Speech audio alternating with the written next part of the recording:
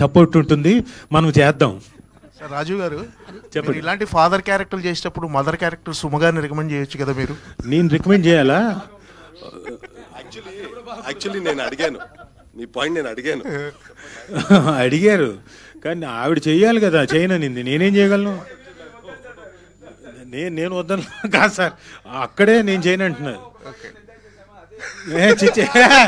నీకు ఇరింగ మాస్టర్ అయితే అంతకుముందు కూడా ఆపర్చునిటీ వచ్చింది, నేను రెడీ చేయడానికి.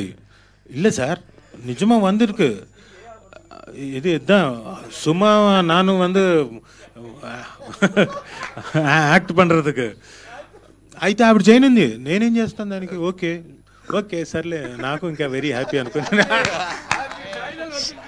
సార్ మీరు అంటే యాజ్ ఎ ఫాదర్గా రోషన్ రూమ్ చెక్ చేయటం ఇవన్నీ చేస్తానని చెప్పారు కదా, అంటే ఇలాంటి క్యారెక్టర్స్ చేయటం వల్ల మీ మైండ్ సెట్ ఏమైనా మారిందా ఫాదర్గా?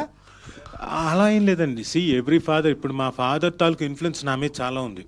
ఎందుకంటే ఆయన నన్ను ఎంత కేరింగ్గా చూశాడో, ఒకవేళ తప్పుదారిలోకి వెళ్తుంటే కొట్టి కూడా చెప్పి ఎలా చెప్పాలో అన్నీ చెప్పించాడు.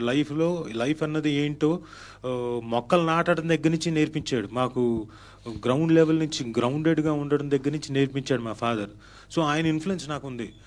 సో నేను కూడా నా కొడుక్కి మొత్తం అలాంటివి చేయలేకపోయినా అందులోంచి కనీసం ఆ సారం తీసుకొని మినిమం అట్లీస్ట్ 70% అన్నా వాడికి ఎక్కించాలన్నది నా తాపత్రయం.